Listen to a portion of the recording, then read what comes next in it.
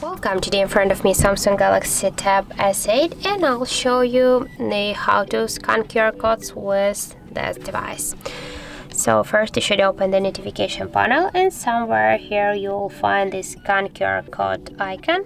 Just to do that, you should click here once on the icon, and then here we'll just scan our QR code with the help of our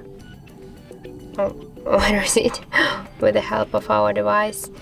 And now, as can you see here, we can just open this QR code in the browser, or also we can copy this link and manually just open this link in the browser. So I'll do it directly in the browser, and as can you see, this QR code was with the Wikipedia link.